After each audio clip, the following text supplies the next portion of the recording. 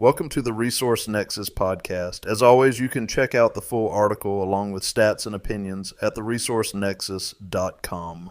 Is Victor Wembanyama already the best player in the NBA, and could he eventually be the best of all time? It's rare to see a player this young make such a massive leap, but what Victor Wembanyama is doing right now feels flat out unprecedented. Through the first 4 games of the 2025 to 2026 NBA season, the 21-year-old French phenom hasn't just lived up to the hype, he's surpassing it. That question that used to feel premature, the one people would roll their eyes at, now actually has to be asked. Is Wembanyama already the best player in the league? Let's start with the numbers because they're insane. The Spurs are 4-0. And Wemby's averaging 31 points, 13.8 rebounds, 2.8 assists, 4.8 blocks, and 1.5 steals per game. He's shooting 60% from the field and 80% from the free throw line. His player efficiency rating, and that's PER, is sitting at an absurd 41.2. Now, that'll come down eventually. It always does. But right now, that number tells you just how ridiculous he's been to start the year. What's even wilder is how sustainable this actually looks. His scoring is coming from everywhere, inside, outside, off the dribble. He's scoring like Kareem, but with the skill set of a modern guard. His combination of mobility, touch, and rim protection at 7'5" makes him something basketball has literally never seen before. A player who somehow blends the dominance of Wilt Chamberlain with the versatility of Kevin Durant. That's not just rare, that's borderline mythical. The model agrees. Now, according to our statistical model, Wembanyama already ranked 5th in the NBA last season with a score of 5.67. The only players ahead of him were Nikola Jokic at 7.11, Shai at 7.04, and Giannis Antetokounmpo at 6.88. That's it. That's the list. And now, with the jump he's clearly made, that gap suddenly looks very reachable, especially when you remember players make their biggest leaps before age 23. Jokic is still the gold standard for overall impact, but the way Wemby's trending, he might not be for long. When you combine his size, skill, and defense, his developmental leap could end up being one of the biggest we've ever tracked. Even if his efficiency eventually normalizes, say, to a PER in the low to mid-30s, that would still rank among the best single seasons in NBA history. If this continues, it's entirely possible he could take over as the league's best player by the end of the year. And if that happens, he'd be the youngest to hold that unofficial title since Kareem Abdul-Jabbar in 1970. So what does that mean historically? Who else has reached the top that young? And what kind of company would that put Wembanyama in? We'll get into that. And what it could mean for his all-time trajectory right after this, following in legendary footsteps. To put this in perspective, here's what history tells us. The youngest player ever to rank number 1 in our model was Kareem Abdul-Jabbar at just 22 years old. That's the kind of historical company Wembanyama is chasing. When you look back through the decades, the list of players who've held that number 1 spot reads like a Mount Rushmore of basketball greatness. Kareem, Wilt, Jordan, LeBron, Shaq, all of them defined their eras, and they did it for years at a time.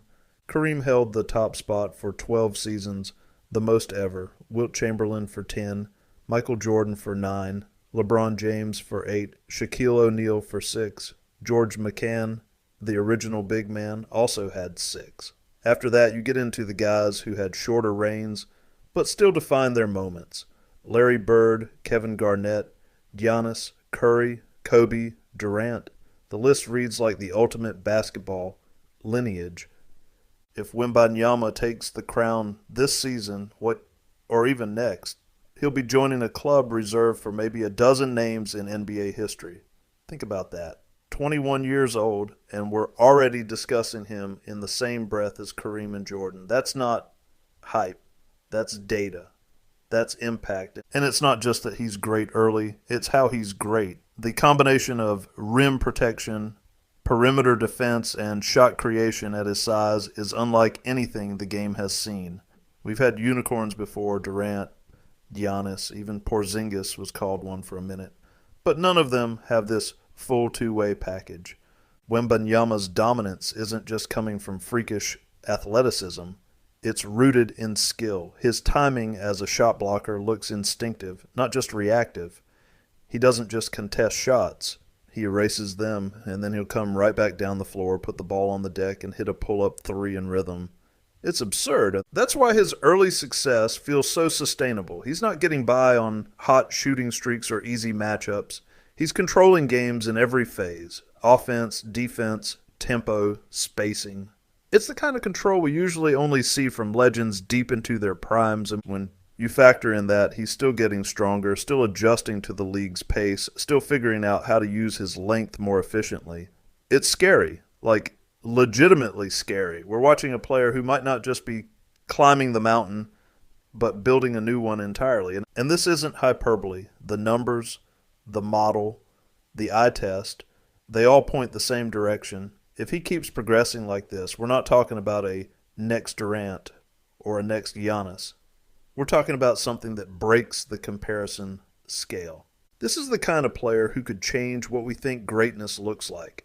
The same way Steph Curry redefined shooting, or Jokic redefined what a big man can do as a passer, Wembanyama might redefine the idea of basketball dominance itself. It's that combination of numbers and feel, old school post control with modern spacing, that makes him so rare. He's playing like Kareem with a step-back three, like Durant if he anchored a top-tier defense. And he's only 21. That's why it's not crazy to say he's already in the conversation for the best player alive. It's not hype anymore. It's happening in real time.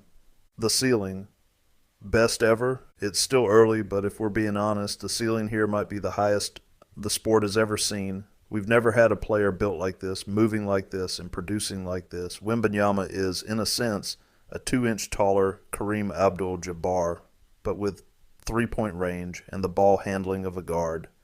Now, that sounds like a video game build, but it's real. He's 7'5" and moves like he's 6'8". His touch around the rim is elite, his footwork is already refined, and his feel for spacing and timing on defense is off the charts. When he closes out, shooters panic. When he switches onto a guard, they're trapped. He's already forcing teams to rethink how they run offense 4 games into his second season. That's not normal. That's generational. The scariest part is that this version of Wemby might only be the foundation. Imagine what happens when his strength fully catches up to his frame, when he's logging 35 minutes a night and still controlling games late in the fourth quarter, and when he adds more counters to his post game and starts reading double teams the way Jokic does. If that happens, and there's every reason to think it will, we could be looking at a player who ends up with a career arc that rivals or even surpasses anyone we've ever seen. The best player alive conversation could shift into something bigger, a best player ever conversation. And sure, that might sound dramatic. It should. You don't casually mention greatest of all time this early in someone's career. But greatness always looks impossible until it's happening in front of you. People said Jordan couldn't be greater than Magic. People said LeBron couldn't touch Jordan. And now here we are already wondering if Wemby could end up surpassing them both. He has the physical tools of a mythical creature, the instincts of a veteran, and the humility to keep improving. That last part might be the key. He doesn't just rely on his gifts. He studies. He's patient. He wants to master the game, not just dominate it. And that's what separates the great from the transcendent. If he stays healthy, this could be the most complete player the game has ever produced. Someone who scores like Durant, defends like Garnett, and protects the rim like Kareem. A player who can lead the league in blocks and still hit 30 points per game without forcing a single bad shot. That's not potential, and that's inevitability if he continues on this path. And at some point, the question isn't, can he be the best player in the NBA? It's, how soon will he become the best player of all time? Because when you combine this kind of efficiency, versatility, and defensive dominance in one player, you're not just witnessing greatness, you're witnessing evolution. the only thing that can stop him. At this point, the only real question left is durability, because that's the one thing that's ever held players like this back. History hasn't been kind to 7-footers when it comes to injuries, especially those with this kind of workload and mobility. Foot and knee issues have ended or slowed down some of the greatest careers we've ever seen. But if Wembanyama can stay healthy, there's almost no ceiling on what he can become. He's already built different from most tall players.